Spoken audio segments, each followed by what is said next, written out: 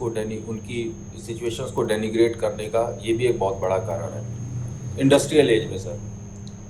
Industrial as आप क्यों कह रहे हैं मसल पावर को लेकर? सर एक क्योंकि इंडस्ट्रियल एज में आप सोच रहे हैं कि इंडस्ट्रियल एज में ज़्यादा ताकत की जरूरत पड़ती है, ताकत का काम होता है और ताकत पुरुषों के पास होती है, ये कहना सर ये चाहते हैं? हाँ सर, हाँ ये सेंस भी था वेस्ट में, तो सर यही सेंस था मोस्टली। और क्योंकि सर इंडस्ट्रियल एज के पहले जहाँ एग्रीकल्चर एज था, जहाँ वहाँ भी तो भाई ताकत की जरूरत पड़ती है, क्योंकि खुदाई करनी होती है आपको, आपको खेत जोतना होता है, उसमें तो ताकत की जरूरत पड़ती है। तो इंडस्ट्रियल एज आपने कहा है, तो मेरा ये समझना चाहता हूँ कि इंडस्ट्रियल एज क्यों कहना चाहते हैं आप? सर वेस्ट में मुझे लगता है सर ये थोड़ा सा थ्योरी सर ज़्यादा अभी, मतलब क्योंकि कहीं ना कहीं ये चीज़ ज़्यादा देखने को मिली है, क्योंकि वहाँ पे वुमेन्स राइट बहुत लेट में आई है। हम्म। हम्म। क्योंकि सर आप वोटिंग से ही देख लीजिए, वोटिंग भी राइट्स उनको काफ़ी लेट में मिली वेस्ट में। काफ़ी लेट में मिली, ठीक है। ठीक है, तो दो उदाहरण हमारे पास आए हैं अभी, बहुत अच्छा है, नितिन जी से, एक रंजीव जी सर से। हाँ संजय जी। मैं भी कुछ कहना चाहता हूँ। सर मेरा ये कहना है सर कि जो वर्ल्ड वॉर हुए थे, फर्स्ट वर्ल्ड वॉर और सेकंड वर्ल्ड वॉर, तो उसमें चूंकि उस दौरान में महिलाओं ने जो है प्रशासन को संभाला था, और देश के जो प्रशासन था उसको संभाला था, उसमें भागीदारी की थी और अच्छी भागीदारी की थी। तो महिलाओं में जो डेवलपमेंट हुआ वो उस समय शुरू हुआ, और उन्होंने अपने अधिकारों की मांग भी शुरू कर दी। तो इसके बाद पूरे वर्ल्ड में उनको अधिकार दिए जाने की बात भी शुरू हो चुकी थी। तो सर इसके बाद सेकंड वर्ल्ड वॉर के बाद ही जो है ह्यूमन राइट की बात होने लगी उनके। इसके पहले उनको दोयम दर्जे का व्यवहार किया जाता था उनके साथ। ठीक है, बहुत अच्छी बात है। Sir even sir Marie Curie की मैं सर एक स्टोरी पढ़ रहा था। सर उन्होंने अपनी थोड़ा सा थीसिस। नितिन जी, एक मिनट। संजय जी, ये नितिन जी आ रहा हूँ, आप भूलिएगा नहीं, अपने पॉइंट नोट कर लीजिए आप। जी सर, जी सर। ये देखिए क्या है कि ये नई इन्फॉर्मेशन है मेरे लिए भी, आपने जो बताया है एक नई इन्फॉर्मेशन है मेरे लिए, कि उस दौरान महिलाओं ने प्रशासन को संभाला था।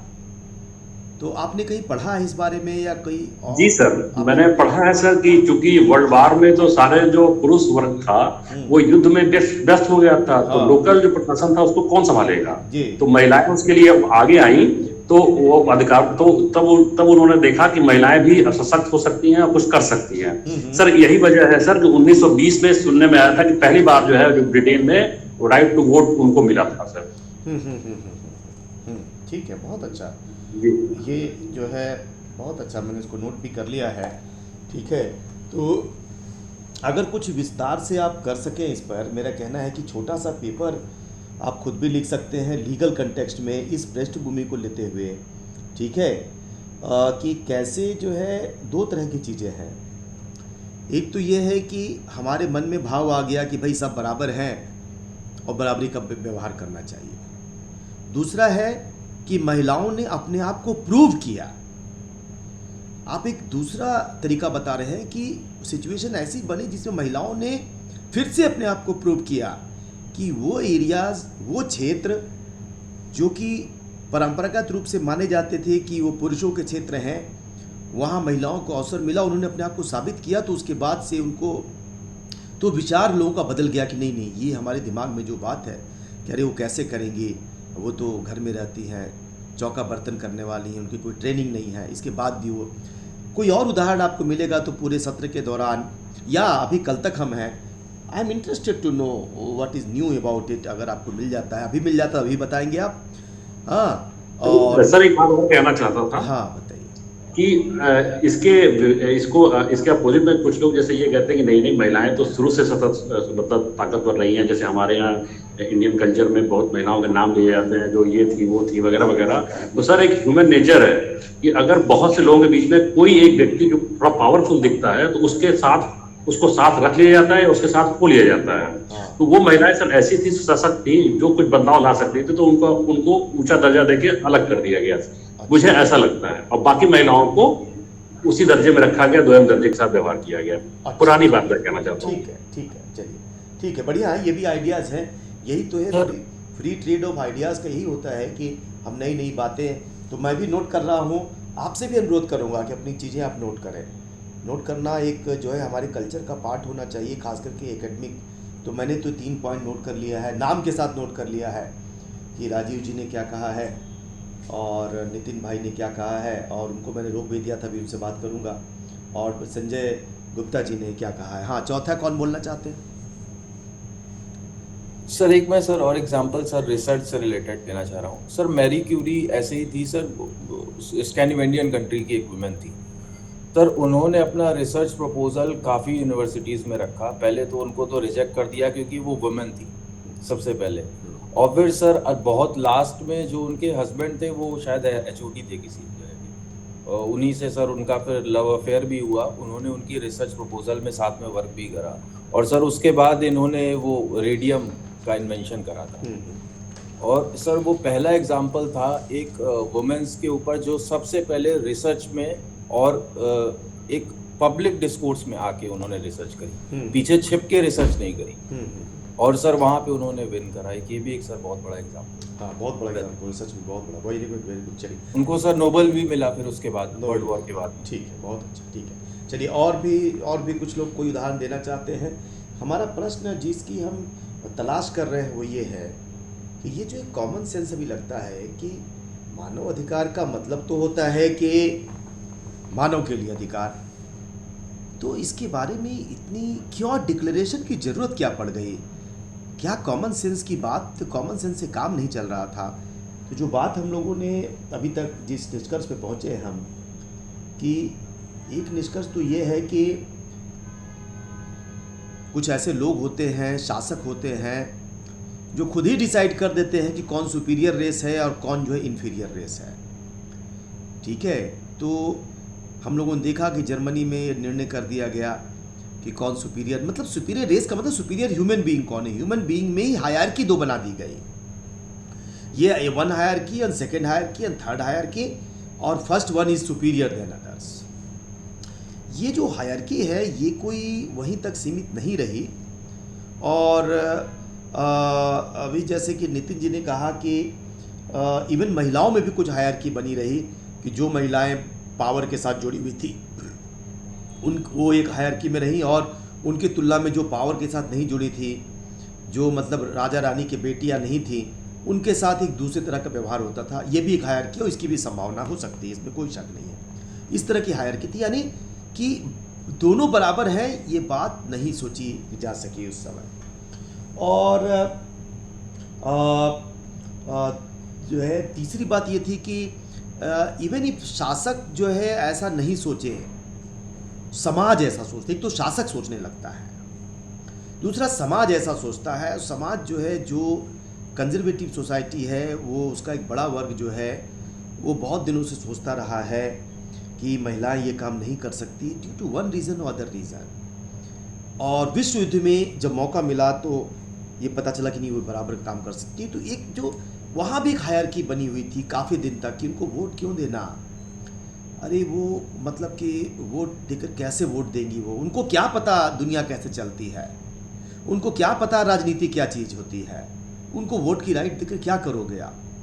वो अपने घर का काम देखें, वहाँ रेस्पेक्ट करेंगे, सम्मान देंगे, वो एक अलग बात है, पर ना तो वोटिंग राइट देना है, ना खड़े होने का, चुनाव का अधिकार देना है, क्योंकि पॉलिटिक्स एक अलग बात है, वो शासन एक अलग चीज़ है, वो नहीं कर सकती।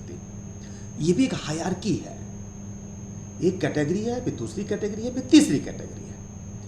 ये कैटेगराइजेशन है, इसलिए इस ह्यूमन बीइंग को दूसरे ह्यूमन बीइंग से ज़्यादा राइट देना है, दूसरे को तीसरे से जो है मतलब तीसरे को सबसे कम देना है, ये भी था।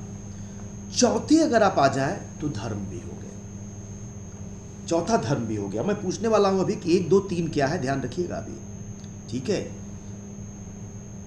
चौथा धर्म हो गया। धर्म ने भी कहीं कहीं कुछ जगहों पर जो है, आप उसको कहिए धर्म का मतलब हिंदू सेंस में धर्म नहीं कह रहे, क्योंकि धर्म का मतलब तो हिंदू सेंस में तो वो कर्तव्य है, वो बहुत हाईएस्ट पेडेस्टल पर धर्म हम कहते हैं।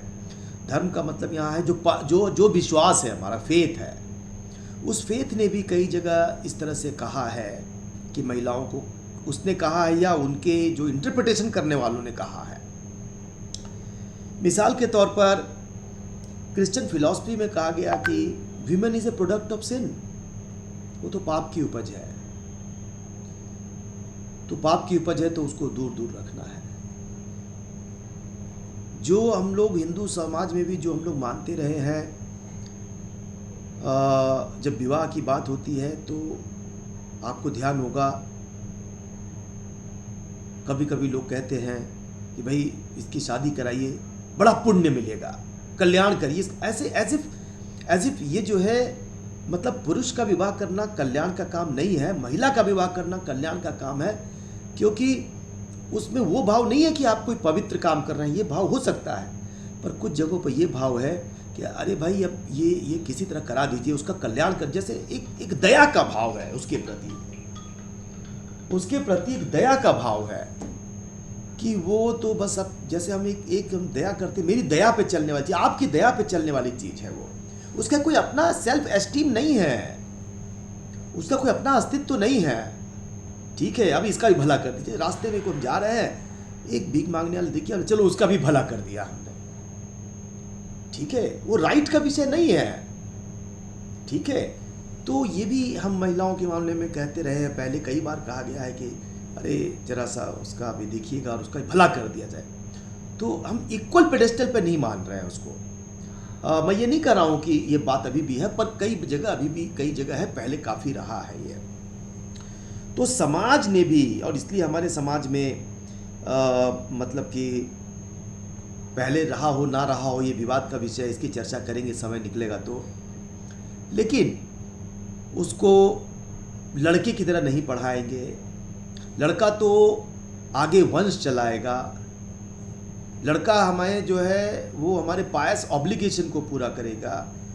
ये धार्मिक व्यवस्था में इस प्रकार किया गया था, किसी समय किया गया रहा होगा, हो सकता है उसका कोई जस्टिफिकेशन भी रहा हो उस समय, पर समय के साथ वो परिवर्तन होता, और इसलिए संपत्ति में बराबर का अधिकार उसको नहीं देंगे। उस समय कोई जस्टिफिकेशन रहा होगा उसका।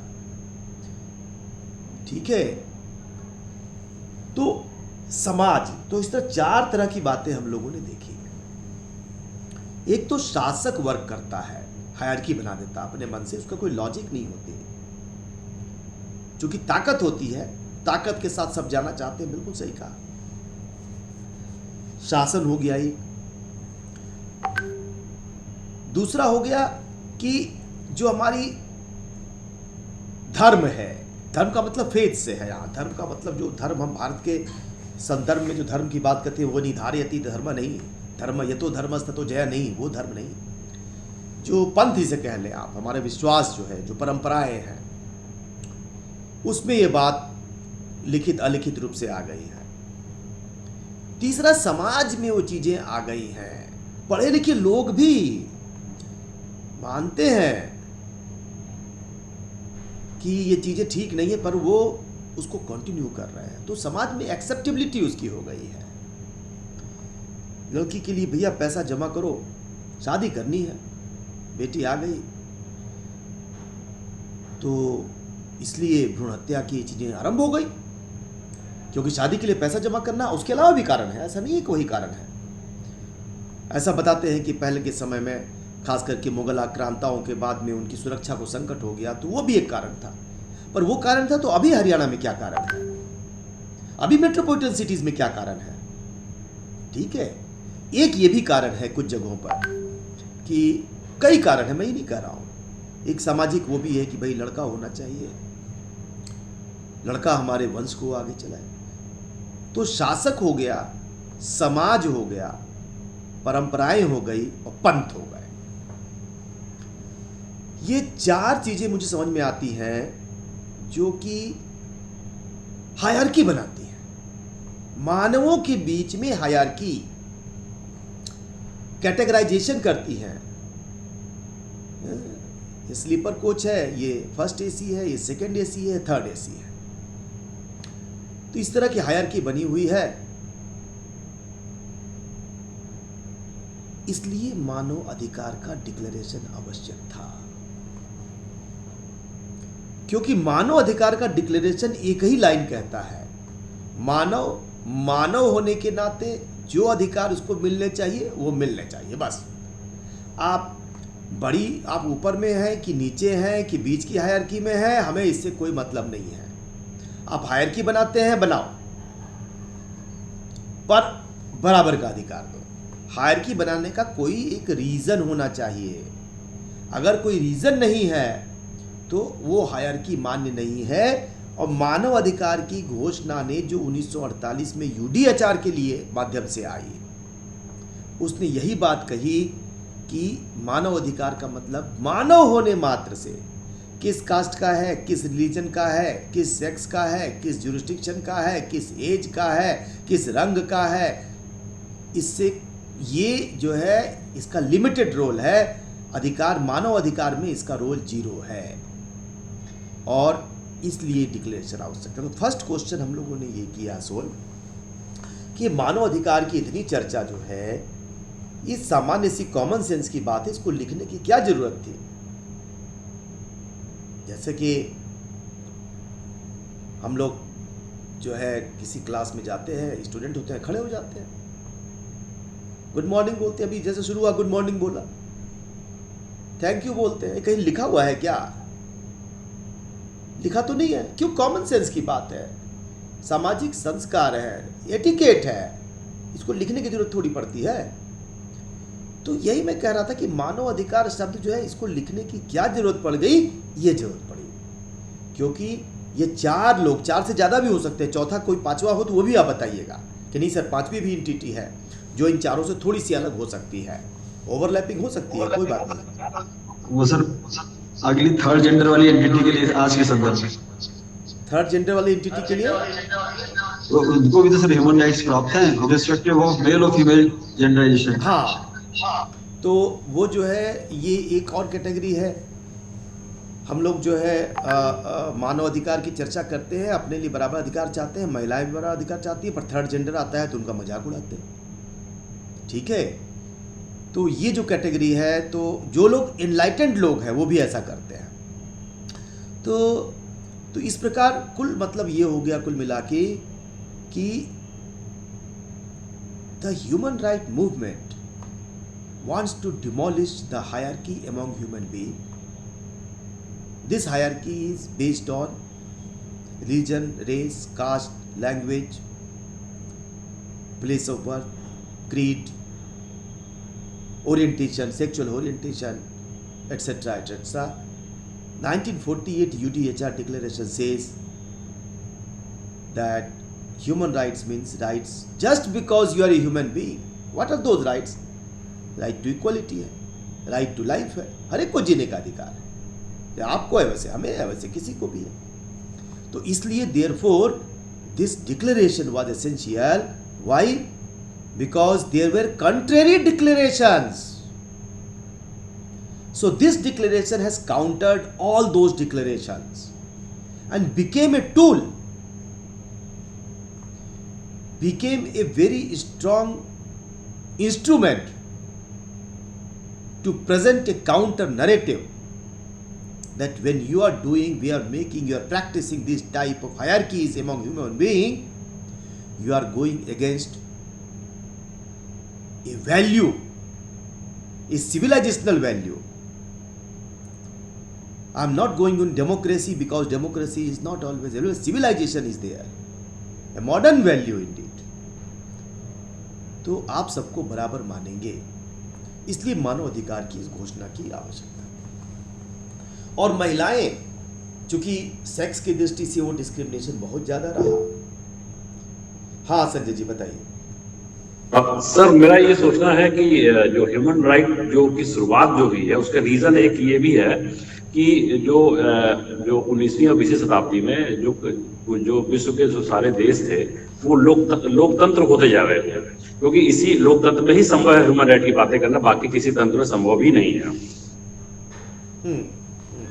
ठीक है, तो लोकतंत्र होते जा रहे थे तो इसलिए भी आवश्यक था, इसलिए ये आसान भी था करना, थोड़ा सा आसान भी था, वरना किसी और तंत्र में इसको दिक्कत होती। ठीक है, सहमत।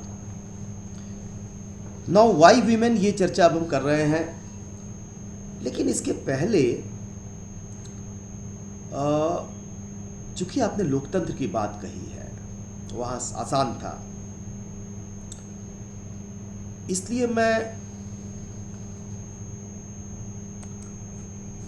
देखता हूँ कि उस पर कोई बात कहीं आगे कभी आएगा तो मैं देख लूँगा कि उसमें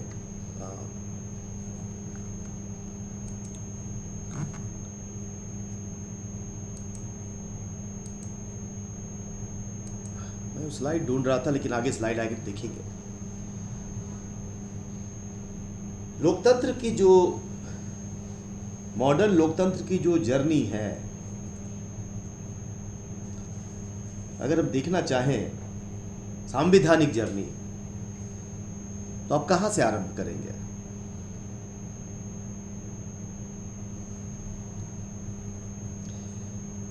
लोकतंत्र की सांविधानिक जो यात्रा है, आधुनिक लोकतंत्र की सांविधानिक यात्रा, the journey of modern democracy having constitution, from where you will start, you will begin.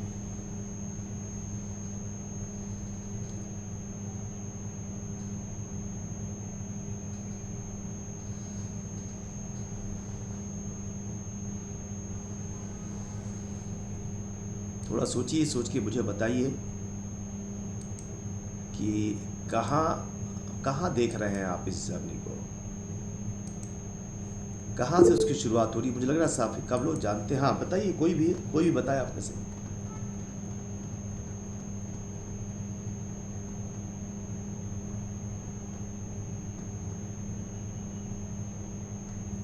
Sir generally तो हमारे पढ़ा हुआ है, मैग्ना कार्टा से ही पढ़ा हुआ है, अदरवाइज फिलॉसफी तो इसकी यूनानी सभ्यता में भी देखी जा सकती है। नहीं, या इंडियन कल्चर। मैं मॉडर्न की बात कर रहा था। यूनानी सभ्यता में तो ठीक है, जा सकते हैं हम। तो सर हम लोगों ने बिला प्राइस पढ़ा है और पीछे का कुछ याद नहीं है।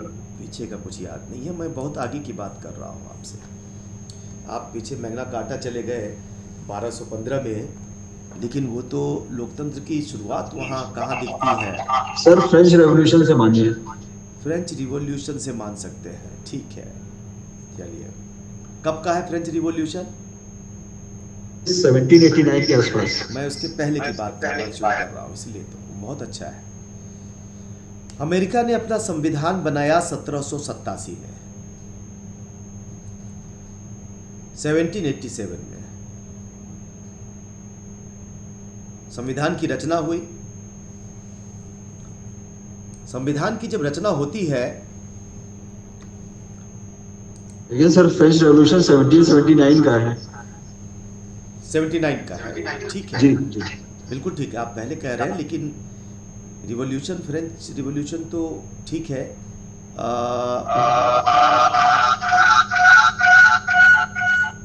हाँ, दो चीजें मैंने चर्चा किया था, एक तो लोकतांत्रिक व्यवस्था की शुरुआत की भी बात कर रहा हूं मैं। तो जो संविधान है,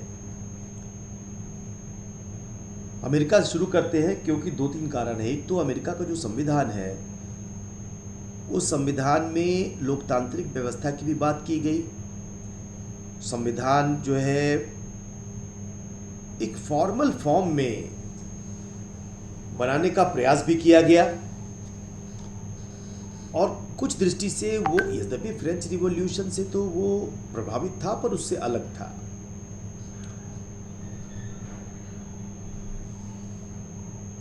इसलिए भी कि बड़ी कंट्री है फ्रांस की तुलना में, तो फ्रांस एक उदाहरण जरूर हो सकता है, पर अमेरिका ज्योग्राफिकली भी बड़ा है, पॉपुलेशन की दृष्टि से भी लिटिल मोर कंपेरेबल है। 1787 में अमेरिका का संविधान बना, पर आपको जानते होंगे शायद आप कि उस समय इसमें मौलिक अधिकार की कोई बात नहीं की गई। मेडिसन, जेफरसन और जॉन जे, ये तीन विद्वान थे, और भी विद्वान थे, ये लोग मिलके इस संविधान की रचना में लगे थे।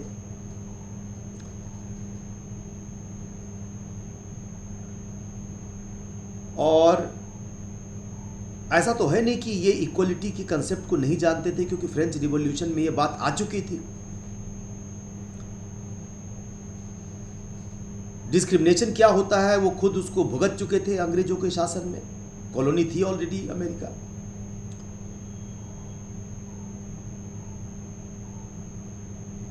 तो अमेरिकी जो इतिहास के विद्वान हैं, उनका कहना है कि इन लोगों ने इसकी चर्चा जरूर की होगी कि इक्वलिटी होना चाहिए, फंडामेंटल राइट्स होने चाहिए, पर इनके दिमाग में बात आ गई कि फंडामेंटल राइट देने का मतलब है राज्य के ऊपर आपको, राज्य के ऊपर संविधान का नियंत्रण, और राज्य को कुछ फ्रीडम देना चाहिए। फ्रीडम क्यों देना चाहिए? इसलिए नहीं कि चाहते थे कि नया देश है तो राज्य ठीक से विकसित करें, बल्कि इसके पीछे का एक आइडिया ये था कि वो इस बात को एक्सेप्ट करने को तैयार नहीं हो पा रहे थे आसानी से कि इक्वलिटी का मतलब ये नहीं है केवल all whites will be equal. Equality का मतलब है whites and black both will be equal. Equality का मतलब है Asian American, Indian American, brown American will also be equal to white American. Slaves will be equal to masters, and so are women. और इसलिए ऐसा बताते हैं कि medicine ने कहा equality is a dangerous idea. तो नए कंट्री में इसको आगे ना बढ़ाया जाए, और इसलिए यही नहीं, कई मौलिक अधिकार, किसी मौलिक अधिकार की शुरुआत में चर्चा ही नहीं है। संविधान बनाते किस लिए हैं? अधिकारों की रक्षा एक मुख्य पर्पस होता है उसका, और बाकी पर्पस और भी होता है कि बाकी राज्यों के लिए, केंद्र के लिए, आप अगर फेडरल सिस्टम है तो केंद्र और राज्य के लिए आप व्यवस्था एक बना देते हैं। 1789 में जब रेटिफिकेशन की बात आई तो जो एग्रेरियन कंट्री थे, जिसमें कि बड़ा वर्ग थोड़ा गरीब था, ब्लैक था, उसने कहा कि भाई बिना हम मौलिक अधिकार के तो साइन नहीं करेंगे इसको। तो उनको प्रॉमिस किया गया, और तब 1791 में प्रथम 10 संशोधन आए। 8 ही मौलिक अधिकार की बात करते हैं, इन्हें हम bill of rights of USA कहते हैं। तब मौलिक अधिकार आए।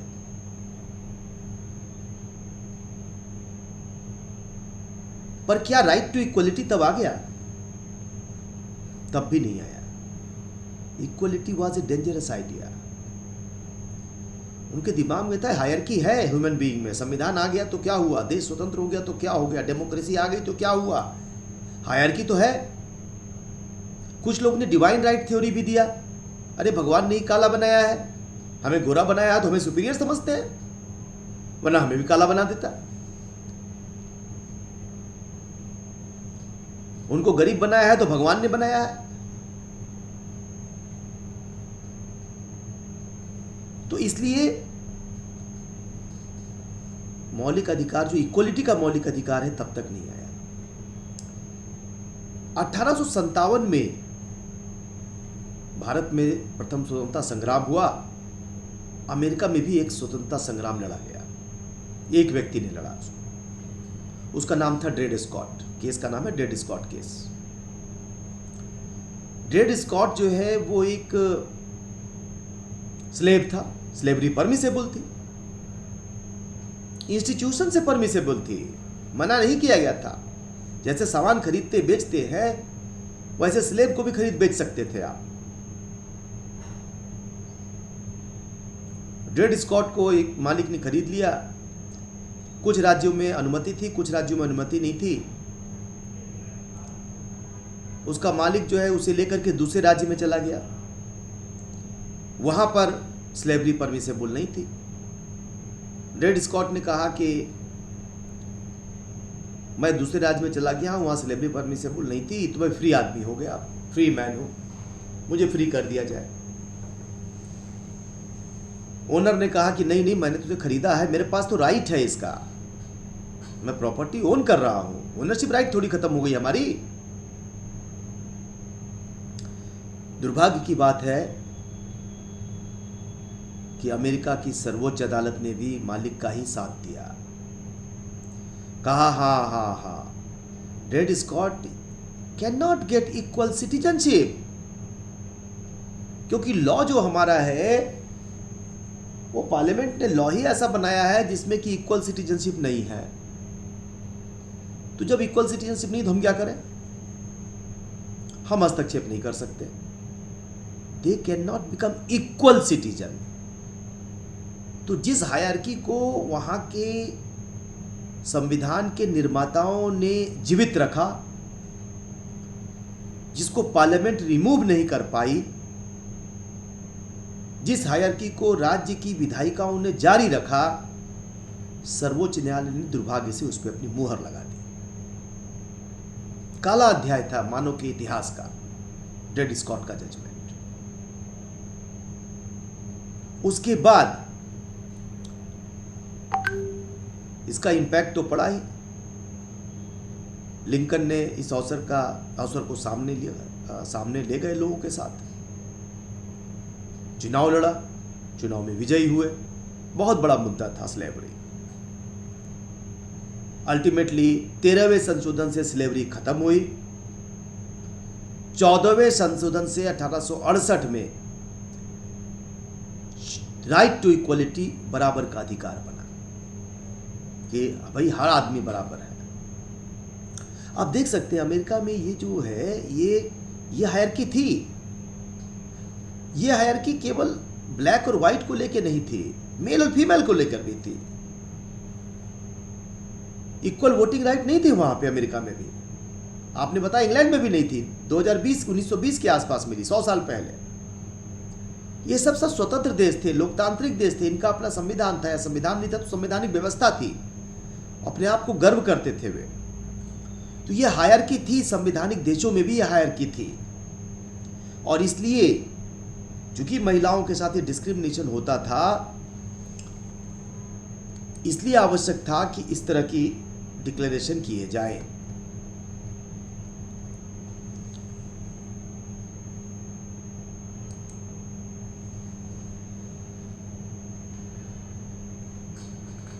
में देखिए, 1875 में कब, जब 1868 में 14वें संशोधन के अनुसार इक्वल प्रोटेक्शन क्लॉज आ गया, उसके बाद भी ये संघर्ष जारी रहा।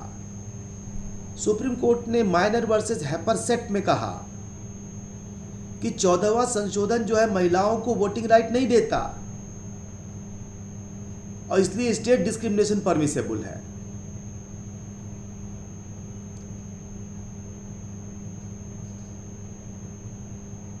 अठारह में महिलाओं को वोट का समान अधिकार प्राप्त हो, इसके लिए प्रस्ताव लाया गया। 1920 में 103 साल पहले, माफ करिएगा, 19वें संशोधन के द्वारा कहा गया कि कोई भी नागरिक जो है उसको इस आधार पे वंचित नहीं किया जाएगा कि वो दूसरे सेक्स का है। ये अमेरिका के संविधान बनने के कितने साल बाद, 1887 में बन गया, 89 में साइन हो गया, 91 में मौलिक अधिकार आ गए, लगभग 150 साल लग गए। 1920 में महिलाओं को बराबर के अधिकार, लोकतांत्रिक देशों की बात कर रहा हूं मैं, जहां लोकतांत्रिक जर्नी हो रही है। इसकी तुलना करिए अब हमारे अपने देश के संविधान से। हम लोगों ने 1950 में ही सारा डिक्लेरेशन कर दिया, कोई डिस्क्रिमिनेशन नहीं। 15 में इसको स्पष्ट कर दिया। 325 में कह दिया गया वोटिंग राइट बराबर है, सेक्स के आधार पर डिस्क्रिमिनेट नहीं करेंगे। इस तरह से हमारे देश के जो संविधान निर्माता थे उन्होंने बहुत लर्न किया उनसे, और महिलाओं के मानव अधिकार को सुनिश्चित करने के लिए शुरुआत से ही व्यवस्था कर दी।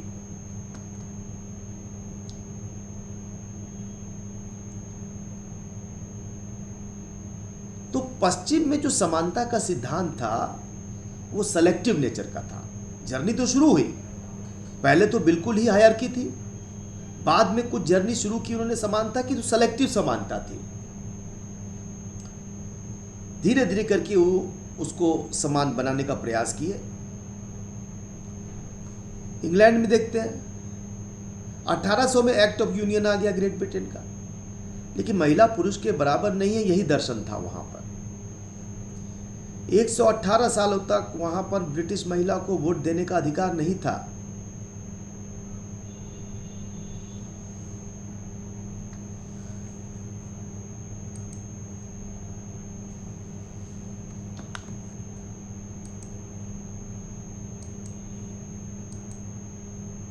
हाँ,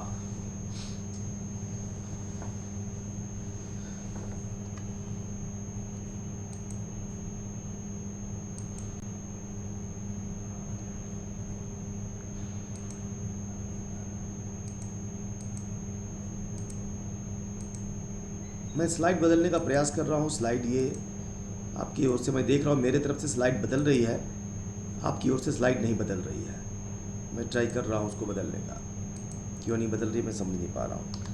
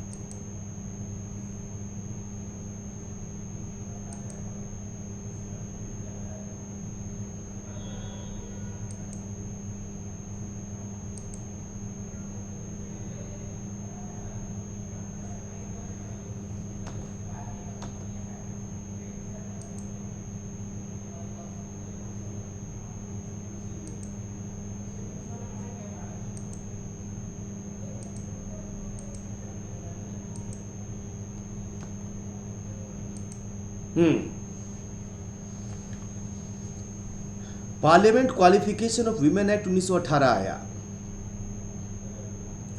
और उसके बाद वो मेंबर ऑफ पार्लियामेंट बनने का उनका रास्ता साफ हुआ कि मैरिज और सेक्स के आधार पर उनसे डिस्क्रिमिनेशन नहीं किया जाएगा। ये हम इंग्लैंड की बात कर रहे हैं। 1919 में सेक्स डिस्क्वालिफिकेशन रिमूवल एक्ट आया। प्रोफेशन में उनको समानता देने की बात की गई, प्रोफेशन में बराबर का अधिकार नहीं था उनको। 1928 में इंग्लैंड में आया representation of people equal franchise act.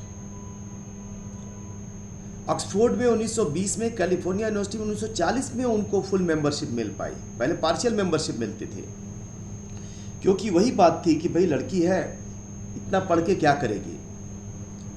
Bharat में भी है, अभी भी है, कम है, काफी कम हुआ है ऐसे। 2013 में एक कानून उसको बनाना पड़ा इंग्लैंड को डिस्क्रिमिनेशन दूर करने के लिए, succession to the crown act. पहले क्या प्रोविजन था कि अगर आप तो हम लोग जानते हैं कि वहाँ रिपब्लिक तो है नहीं, वहाँ मोनार्की है, कॉन्स्टिट्यूशनल मोनार्की है इंग्लैंड में। उसमें था कि अगर कोई राजा है और राजा को एक लड़की है, एक लड़का है, लड़का छोटा है तो लड़का ही राजा बनेगा, लड़की रानी नहीं। लड़की जो है वहाँ की क्वीन नहीं बनेगी। लड़की केवल तब बनेगी जब राजा के पास कोई लड़का है ही नहीं। इस डिस्क्रिमिनेटरी प्रैक्टिस को उन्होंने 2013 में हटाया।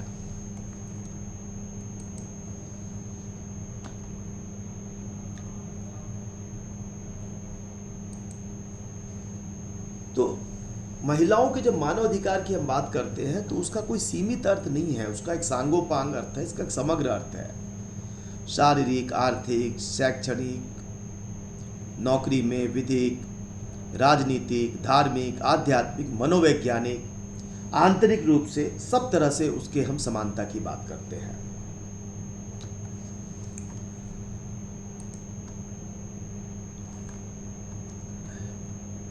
ये एक सामान्य जर्नी थी जिसका प्रमुख उद्देश्य ये जानना था कि हम जो चर्चा कर रहे हैं मानव अधिकार की, उसका इतिहास जो है ऐसा नहीं है कि डेमोक्रेटिक कंट्रीज में कोई बहुत ही अच्छा रहा है, बहुत हाल फिलहाल तक का इतिहास। तो उनके पास गर्व करने का ऐसा कोई विषय नहीं है पश्चिम के पास जो हमारे पास नहीं है, बल्कि उनके इतिहास की तुलना में हम अपने इतिहास पे जाएं तो हमारा इतिहास ज़्यादा गर्व करने वाला है। और थोड़ा सा आप उसको देख सकते हैं कि हमारे इतिहास में क्या है।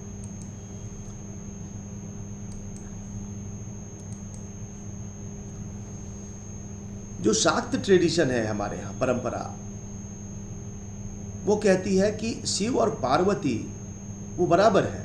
अर्धनारीश्वर की कल्पना तो ही हमारे यहाँ हजारों सालों से है। भगवान की इस तरह की मूर्तियां हैं, कैलेंडर है। आदि शंकराचार्य महोदय ने सौंदर्य लहरी में कहा है, शिवा इज पावरलेस विदाउट शक्ति।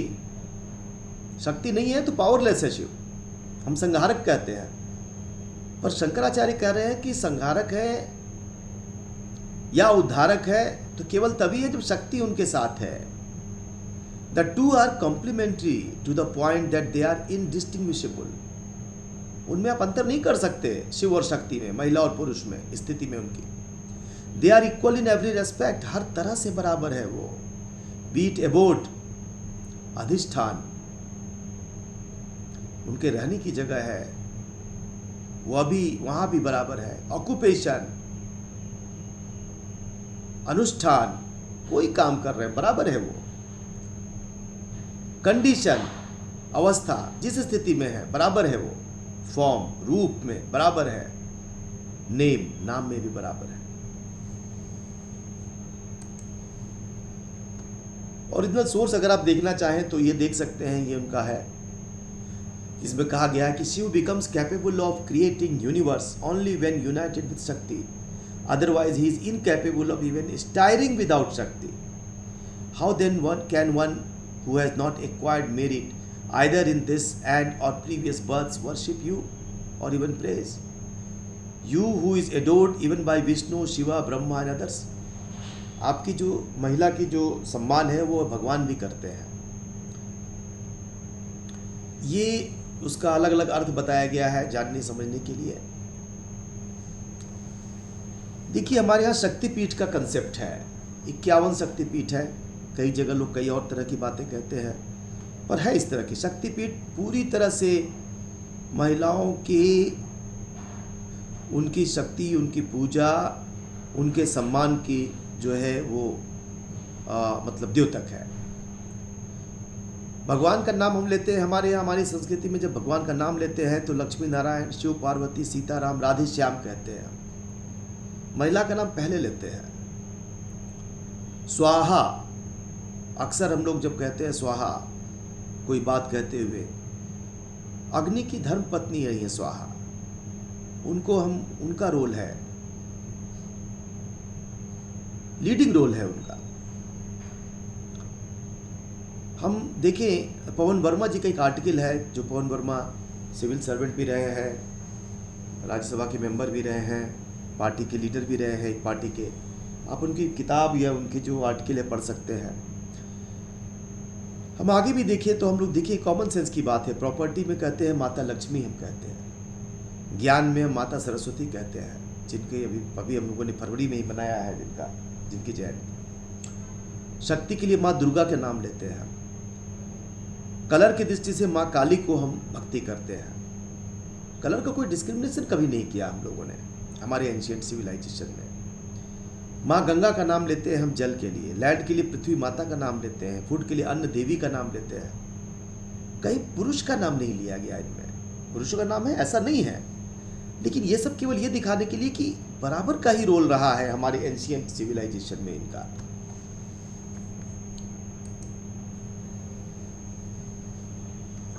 अभी जो है प्रतिभा एम सिंह जो है दिल्ली उच्च न्यायालय की जो जज हैं, उन्होंने भी कोट किया है फिक्की में 10 अगस्त को, वो एक कार्यक्रम में थी। उन्होंने कहा कि I really think we are blessed lot of women in India and the reason for that is our scriptures have always given a very respectable position for women in India, given a very in India, and as Manusmriti itself says that if you don't respect and honor women, all the puja part that you may do has no meaning. So I think our ancestors and Vedic scriptures knew very well how to respect women. Manusmriti तो कई बार विवादास्पद होता है, इसके बाद भी उन्होंने, न्यायाधीश महोदया ने उनको कोट किया। हर पुस्तक, हर जो ज्ञान है उसकी अपनी लिमिटेशन होती है, अपनी सीमाएं होती हैं, अपने वो काल, किसी काल में लिखी जाती है, तो उसमें ऐसी बातें हो सकता है कभी लिखी गई हो, लेकिन उसमें जो अच्छी बातें लिखी गई उसको वो केयर कर रहा है। यदि इस तरह के छोटे छोटे कोटेशंस हम लेना शुरू करें कि मनुस्मृति में ये कहा गया है, तो सेंट पॉल का डिक्टम है, उसमें कहा गया है तिमोथी 1 में, I do not permit a women to teach और to have authority over a man. वह डिस्क्रिमिनेशन को कंटिन्यू करने के लिए कहा गया है क्रिश्चियन फिलॉसफी में, लेकिन वो बातें अब इतिहास की हो रही हैं धीरे धीरे। एंशिएंट फेमिनिस्ट अगर हम देखना शुरू करें तो माता शबरी जो है स्वयं में एक रिवोल्यूशनरी थिंक कर रही हैं। आप में से कई लोगों को शायद ये कहानी पता होगी कि माता शबरी का विवाह जब हो रहा था तो उस समय उनको मालूम चला कि उनके विवाह के बाद एक कर्मकांड है जिसके अनुसार कई पशुओं की बलि दी जाती है, और उनको ये जानकर बड़ा दुख हुआ। उन्होंने प्रयास किया कि ये ना हो, लेकिन उनको समझ में आ गया कि नहीं, ये रुक नहीं सकता। तो उनको लगा कि मैं ही दोषी हूं क्योंकि मेरा विवाह हो रहा है। आप देखिए ऐसे में कोई व्यक्ति कैसा रिवोल्यूशनरी स्टेप उठा सकता है। और ऐसा कहा जाता है कि फिर उन्होंने विवाह नहीं किया, छोड़कर चली गई उस स्थान को और ज्ञान की तलाश में निकली, कई गुरुओं से मिली और कई गुरुओं ने कहा कि नहीं, आपको शिक्षा नहीं दे सकते क्योंकि आप तो दलित समुदाय से आते हो, तो ट्राइब हो। और उसके बाद मतंग ऋषि थे, उन्होंने उनको स्वीकार किया कि नहीं, आप मेरी शिष्या बनोगे। तो ऋषि दोनों तरह के हुए हैं। कुछ ऐसे भी हुए हैं जिन्होंने डिस्क्रिमिनेशन किया है, पर कुछ ऐसे भी ऋषि हुए हैं जिन्होंने एक्सेप्ट किया है। उसके बाद राम माधव महोदय ने अपनी एक आर्टिकल लिखा है ओपन थीम मैगजीन में। वो सीता के बारे में लिखा है, माता सीता के रिवोल्यूशनरी कैरेक्टर के बारे में लिखा है कि जैसे रामनवमी हम मनाते हैं वैसे सीता नवमी मनती है नेपाल में। और सीता को तो जो है वो वहाँ पर एक बहुत ही करेजियस, ज्ञान की संपदा से परिपूर्ण महिला दिखाया गया, जो बहुत शक्तिशाली है, सम्मान की रक्षक है वो, और एस्ट्यूटनेस है उसमें, मतलब ऐसी जो कि परिस्थिति के अनुसार निर्णय लेने में सक्षम है, उसका लाभ उठा सकने में सक्षम है। तो ये केवल पुरुषों में नहीं है, ये महिलाओं में भी रहा है। माता सीता के बारे में बताया था कि सभी विद्याओं में निपुण थी, वो भी अपने विवाह के पूर्व की बात कर रहा है। तो पुराने समय में शिक्षा जो है इनको दी जाती थी, पुरुषों की तरह ही शिक्षा दी जाती थी। हाँ, इस बात में कुछ आर्गुमेंट में दम हो सकता है कि रिसर्च का विषय है वो, जैसा कि अभी आप में से किसी विद्वान ने कहा भी कि ऐसा हो सकता है कि यह केवल बड़े वर्गों तक सीमित रही हो। यह भी एक शोध का विषय है। हम आगे अगर देखें इसी में भारतीय परिप्रेक्ष्य में जो महिलाओं के जो अधिकार है, उत्तर रामचरित में जो भवभूति है वो मेंशन करते हैं अत्रेयी के बारे में। ऋषि अत्रेयी की सुपुत्री है जिन्होंने ऋग्वेद में कंट्रीब्यूट किया है।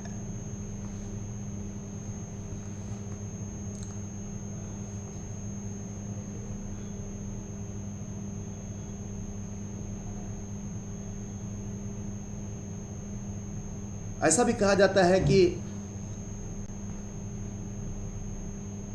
ज्ञान की तलाश में नॉर्थ से साउथ चले जाया करती थी महिलाएं। आप समझ सकते हैं कि नॉर्थ से साउथ में जाना उस जमाने में कितना कठिन रहा होगा। ना साधन जाने के थे, ना सुरक्षा जाने की थी। इसके बाद भी लोग जाया करती थी और घर के लोग जाने देते थे शिक्षा की तलाश में। आज हम देख सकते हैं कि पिछले 10-15 सालों से ऐसा हुआ है कि महिलाएं जो है एक कोने से निकल दूसरे कोने में, हाई स्कूल इंटर की बच्चियां जो है निकल चली जाती हैं पढ़ाई करने के लिए, जगह जगह गार्जियन उनको भेज देते हैं। तो ये जो है पहले से इसके कुछ उदाहरण देखने को मिलते हैं और उनको देखकर लोग सरप्राइज नहीं हुआ करते थे कि महिला कैसे आ गई। तो एक एक्सेप्टेबिलिटी भी थी उस समय की राइट टू एजुकेशन को लेकर। गार्गी के बारे में हम लोगों ने सुन रखा है, जिन्होंने याज्ञवल्क्य को चैलेंज किया था। उन्होंने भी ऋग्वेद में कुछ ऋचाएँ लिखी हैं।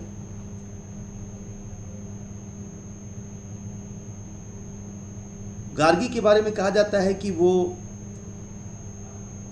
जो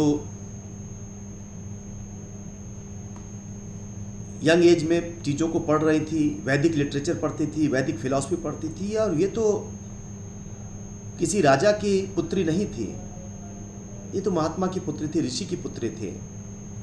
उनकी माता तो शुरू में इस आइडिया के खिलाफ थी।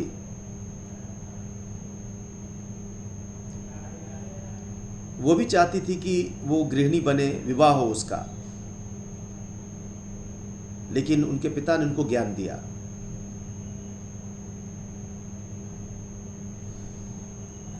कई कहानियां हैं, इन कहानियों से भरा है ये, और हम महिलाओं के बारे में प्राचीन समय में क्या स्थिति थी इसको लेकर बहुत सारी कहानियां हैं। थोड़ा सा बाद में आते हैं तो मालती माधव के बारे में चर्चा है।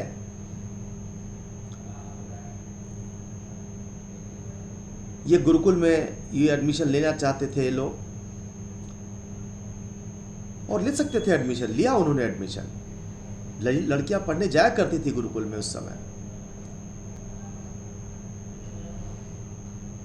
यहां तक कहा गया है कि ऐसी भी महिलाएं थी जिनके ऐसी भी पढ़ने वाली विद्यार्थी थी जिसकी महिलाएं वेश्यावृत्ति का काम करती थी, उन्हें भी सम्मान के नजर से देखा जाता था, उस महिला को भी, वो पढ़ने के लिए आती थी। तो ये दिखाता है कि जो वल्नरेबल क्लास की महिला थी, कमजोर वर्ग की महिला थी, राजा की बच्चियां पढ़ सकती थी, ऋषि की बच्चियां पढ़ सकती थी, जो प्रोस्टिट्यूट परिवार से जुड़े हुए लोग थे उस परिवार के लोग भी अध्ययन करते थे।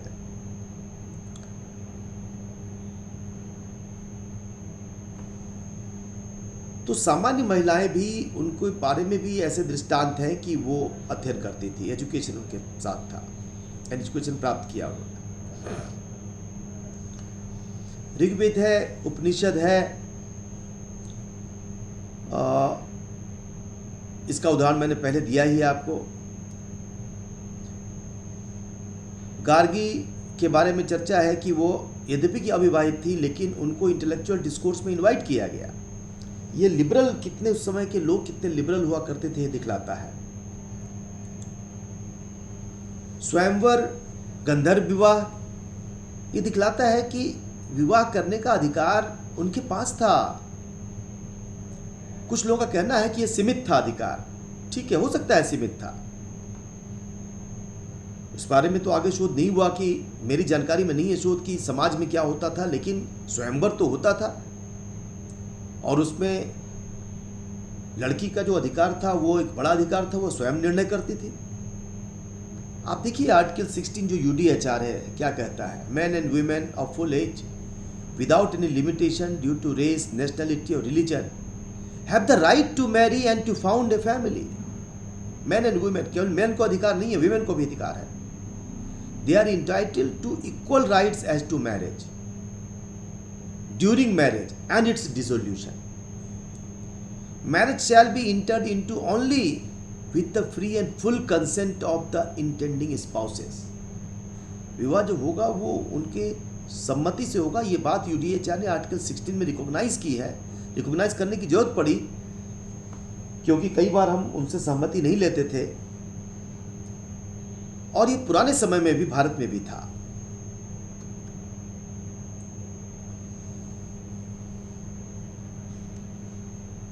पवन वर्मा बताते हैं कि उस समय जो था हमारे यहाँ स्कूल और जिम्नेजियम थे,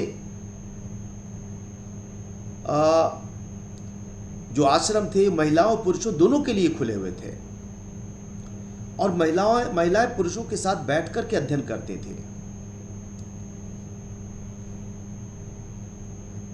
उन्होंने कहा है कि जैसे हम भारत में कहते हैं कि महिलाओं को, सीमित महिलाओं को अधिकार थे, कुछ उदाहरण दिए जाते हैं, तो उन्होंने कहा ये इस तरह के एक्सेप्शन हमेशा रहते हैं। जैसे उन्होंने सुकरात का उदाहरण दिया है जो प्लेटो का स्टूडेंट था, और कहा है कि महिलाओं की इंटेलेक्चुअल कैपेबिलिटी के बारे में बहुत ही अच्छी राय नहीं थी उनकी, तो क्या सुकरात की हम जो है विचारधारा को कह दें कि गलत थी? आज उनको पढ़ते हैं कि नहीं पढ़ते हैं? पढ़ते हैं। कोई बात उन्होंने कही होगी, यही बात मनु के साथ है। अगर मनु ने कोई बात कह दी है तो हम तो एप्रिसिएशन उनके जो पॉजिटिव एस्पेक्ट है उसका करते हैं।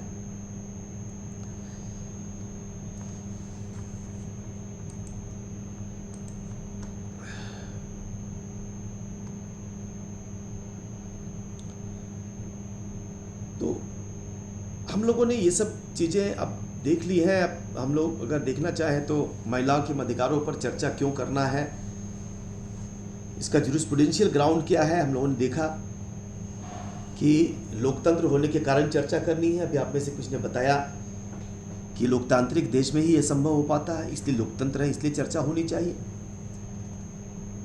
तर्क भी उसका रीज़न है, तार्किक रूप से भी सही है, क्योंकि सार्वदेशिक है, महिलाओं के अधिकार सभी देशों में हैं, और यूडीएचआर की जो डिक्लेरेशन है यूनिवर्सल नेचर की, इसलिए भी इसकी चर्चा होनी चाहिए। धार्मिक कारण भी है, भारत में हमेशा ही बराबर का अधिकार दिया गया है महिलाओं को, उनको बराबर माना गया है।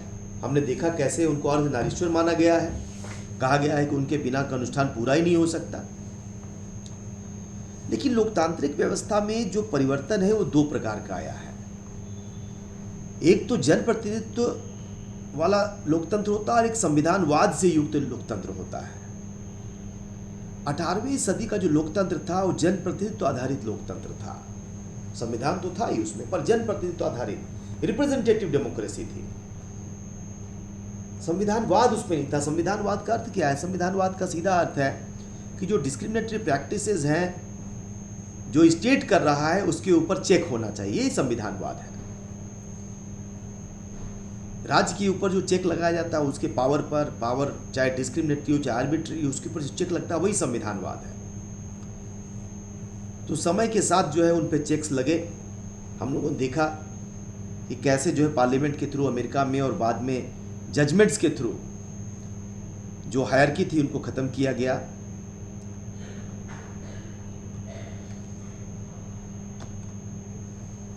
भारत में जो बहुत सारे निर्णय हैं उसमें से कई निर्णयों में से एक जो बड़ा निर्णय है अनुज गर्ग का निर्णय है, होटल एसोसिएशन ऑफ इंडिया। इस मामले में था कि भाई जो महिला थी वो खास समय के बाद होटलों में काम नहीं कर सकती थी। संसदीय व्यवस्था या विधायी व्यवस्था का एक मानना था जो सही भी है, गलत नहीं था वो, कि उनकी सुरक्षा का संकट होता है। और शायद उन्होंने इसे व्यवस्था की थी कि नहीं, महिलाएं बाद में रात में देर तक काम नहीं करेंगी। राज्य अपने जो सुरक्षात्मक रोल को ज़्यादा बढ़ा रहा था और इस कारण से जो संवैधानिक अधिकार था बराबरी का वो लागू नहीं हो पा रहा था। तो अनुज गर्ग के मामले में 2007 में न्याय ने कहा कि नहीं, ये डिस्क्रिमिनेटरी प्रैक्टिस है, अगर कोई लेट तक पुरुष काम कर सकता तो महिला भी काम कर सकती है। उनके कहने का ये मतलब नहीं था कि वो चिंतित नहीं है सुरक्षा के बारे में, या वो ये बस इस खुशफहमी में है कि महिला और पुरुष बिल्कुल हर तरह से बराबर हो गई हैं, बल्कि उनका कहना ये था कि राज्य की जिम्मेदारी बनती है कि इसका रास्ता निकाले, वो उनकी सुरक्षा के लिए रास्ता निकाले, लेकिन उनकी अपॉर्चुनिटी नहीं क्लोज करें। कोई महिला जो है रात में काम करना चाहती है, अपनी अर्निंग करना चाहती है, परिवार को आगे बढ़ाना चाहती है, तो उसकी अर्निंग में मत रोकिए आप, उसकी इंडिपेंडेंस को मत रोकिए, उसका रास्ता निकालिए क्या हो सकता है। तो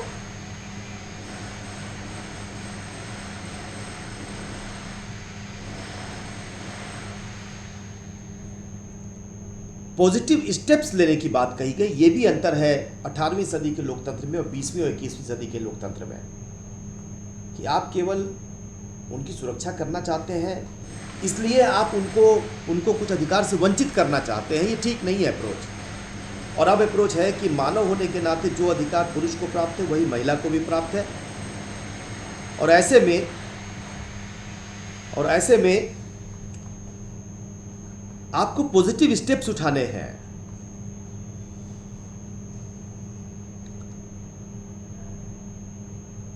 और फिर हम देख सकते हैं कि 1950 में ही अनुच्छेद 15 में 15(3) बना दिया गया। स्पेशल प्रोविजन राज्य बना सकता है 15(3) स्वयं में अधिकार तो नहीं देता, पर राज्य को शक्ति देता है कि आप बना सकते हैं। और इसलिए रिजर्वेशन महिलाओं के लिए हो सकता है या होना चाहिए, यह है भी। बिहार में, उत्तर प्रदेश में महिलाओं के PCSJ में जो है 30%, 25% रिजर्वेशन है। वो जो मार्च टू इक्वलिटी है, इक्वल अपॉर्चुनिटी है, उसमें सहायता कर रहा है, उसके फायदे मिल रहे हैं। और इनमें से कुछ परीक्षाओं में मेरा किसी न किसी तरह जुड़ाव रहा है। मैंने अपनी आंखों से देखा है कि किस प्रकार बड़ी संख्या में महिलाएं और उस प्रोफेशन में आ रही हैं जिस प्रोफेशन के बारे में माना जाता था कि अच्छा जुडिशरी में जा रहे हैं, आप बार में जाएं, बार वहाँ होगी, वहाँ एडवोकेट होंगे, वकील होंगे। अच्छी जगह नहीं है, महिलाओं के लिए जगह नहीं है वो। लेकिन 50% से ज़्यादा जो पद हैं वो भरे गए हैं बिहार में, उत्तर प्रदेश में कई जगहों पर। चीफ जस्टिस महोदय जो डॉक्टर चंद्रचूड़ जी, उन्होंने इस बात को स्वीकार किया है और ये फैक्ट है। वो जगह अगर ऐसी है तो उस जगह को अच्छा बनाना है, ये पॉजिटिव है, ये करना, काम करना भी है। वहाँ अगर वहाँ माहौल नहीं तो माहौल को ठीक करना है। तो महिलाएं वहाँ पहुँच रही हैं और अगले 10-15 सालों में, 20 सालों में उसका बड़ा इम्पैक्ट दिखेगा। स्पेशल हॉस्टल है, क्वालिफाइंग मार्क्स उनके लिए कम किए जाते हैं, ये प्रावधान है कई जगह।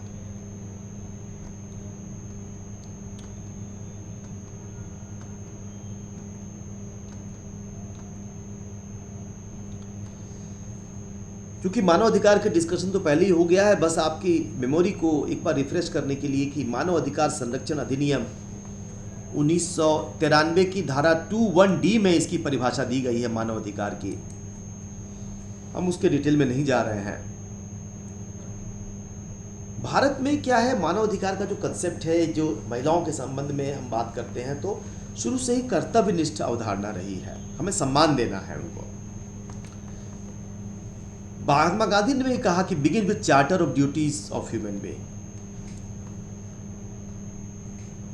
पंडित दीनदयाल उपाध्याय ने कहा कि एकात्म मानववाद का कंसेप्ट उन्होंने दिया कि शरीर, मन, बुद्धि, आत्मा का जो विकास है यही मानव है। तो मानव का अधिकार की जब बात करते हैं तो ये सभी चारों दिशाओं में इसका विकास होना चाहिए। संविधान के जो प्रावधान है हम लोग सब जानते हैं, मैं उसकी चर्चा नहीं करना चाहता, वो आसानी से उपलब्ध है। कई प्रावधान हैं।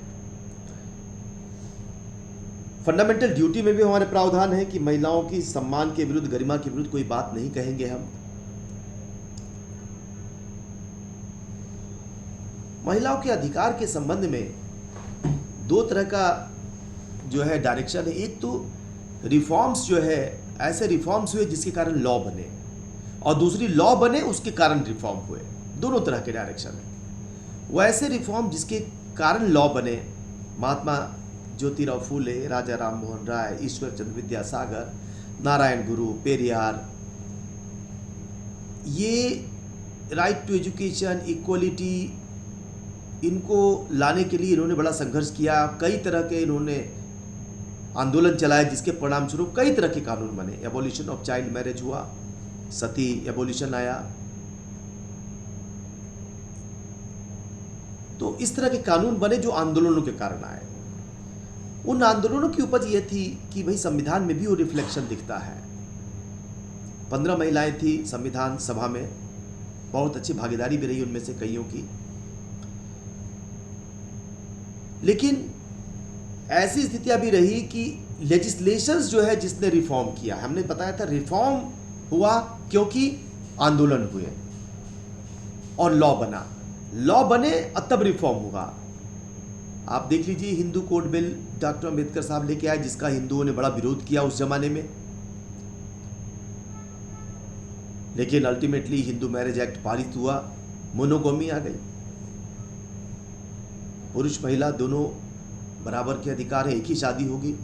पहले भी था लेकिन पुरुष ही शादी ज़्यादा करते थे, और आप बता दिया गया कि एक से ज़्यादा शादी पुरुष करेगा या महिला करेगी तो वो ना केवल गलत है बल्कि अपराध भी घोषित किया गया है। दहेज बहुत बड़ी समस्या रही है। डॉरी प्रोहिबिशन एक्ट 1961 में आया, 304 भी अलग से जोड़ा गया। उसका परिणाम दिख रहा है, बहुत स्लो दिखा है पर दिखा है, परिवर्तन हुआ है लोगों में।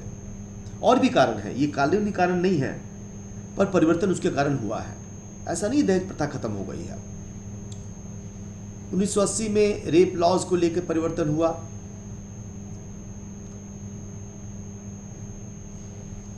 498A डोमेस्टिक क्रुएल्टी के रूप में इनकारपोरेट हुआ, डॉली डेथ 1986 में अपराध बना, इंडियन एविडेंस एक्ट में प्रिजम्पशन क्लॉज डाले गया। अगर और भी कानून देखें तो प्लांटेशन लेबर एक्ट है, फैमिली कोर्ट एक्ट है, स्पेशल मैरिज एक्ट है, हिंदू मैरिज एक्ट है, हिंदू सक्सेशन है, 2005 में बड़ा संशोधन हुआ उसमें, और बाद में उस पर जजमेंट्स भी आए हैं, 2015 में आए हैं, 20 में आए हैं जजमेंट, जिसमें कहा गया है कि महिला को ये अधिकार तभी से प्राप्त है, कानून बनने के मतलब जरूरी नहीं है कि 2005 के बाद ही मिलेगा, उसके पहले से प्राप्त है उसको। इमोरल ट्रैफिक प्रिवेंशन एक्ट महिलाओं जुड़ा, मेटर्निटी बेनिफिट एक्ट है, मेडिकल टर्मिनेशन ऑफ प्रेगनेंसी है, कई कानून है जिसकी जिक्र बहुत नहीं कर रहा हूँ। लेटेस्ट 106 संविधान संशोधन है, जिसके द्वारा कि महिलाओं को लोकसभा में और विधानसभा में आरक्षण देने की बात की गई है, जो अगले 10 सालों में लागू। बहुत ही रिवोल्यूशनरी स्टेप है ये, विश्व में शायद ही ऐसा कोई संविधान है जहां ऐसी व्यवस्था की गई है। न्यायपालिका ने भी कई मामलों में विशाखा के माध्यम से कानून बनाने का, जो जुडिशियल लेजिस्लेशन बनाने की व्यवस्था की है, महिलाओं के अधिकारों को बनाया है, बाद में कानून के रूप में आए, 2013 में कानून बना है उसको लेकर। तो अगले 5-6 मिनट में हम इसको अब छोड़ दे रहे हैं, आपसे चर्चा करेंगे, इसमें कई बातें कही जा सकती है, कई नए डेवलपमेंट हुए हैं। तो कुल मिला के ये कहने का आशय है कि जो मानव अधिकार की चर्चा है वो विदेश के लिए ज़्यादा महत्वपूर्ण है, भारत के लिए उतनी महत्वपूर्ण नहीं इसलिए है क्योंकि भारत में तो मौलिक अधिकार के रूप में बहुत सारे अधिकारों की चर्चा महिलाओं की गई है। जिन देशों में संविधान नहीं है उन देशों में मौलिक अधिकार, मानव अधिकार की चर्चा ज़्यादा होने की आवश्यकता है, क्योंकि उनके यहाँ संविधान नहीं है।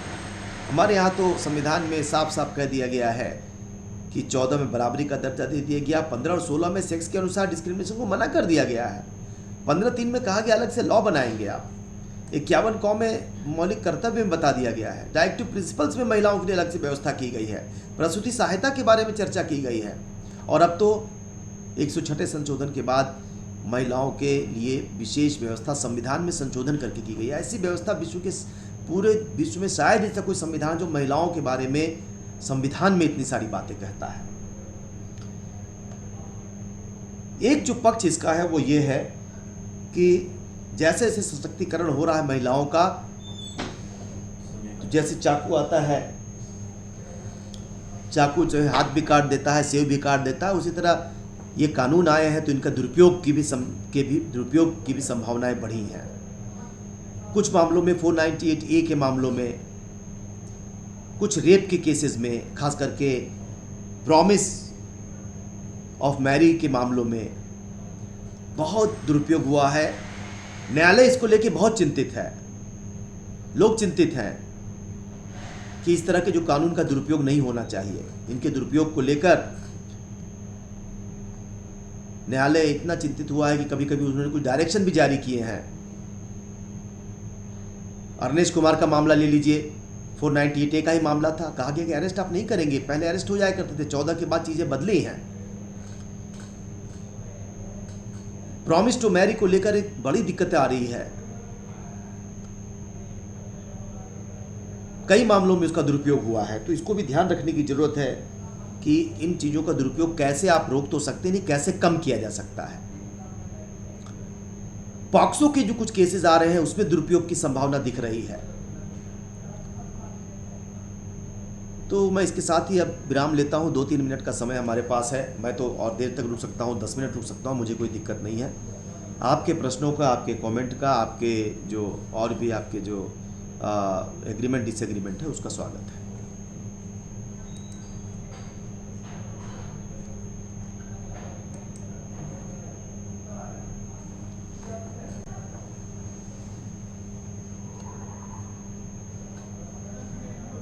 Any question, please? Nitin, you want to ask something? Your mic is open.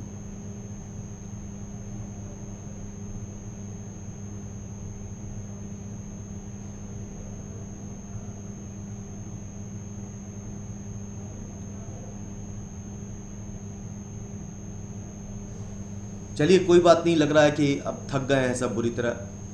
काफ़ी कुछ लोगों को लगता है कुछ, हाँ कोई सवाल किसी का हो, कोई बात पूछना चाहते हैं?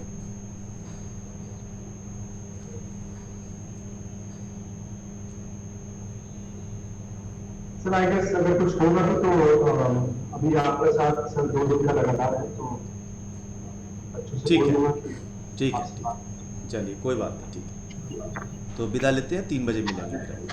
Thank you sir. ठीक है, थैंक यू सर। ठीक है, ठीक है।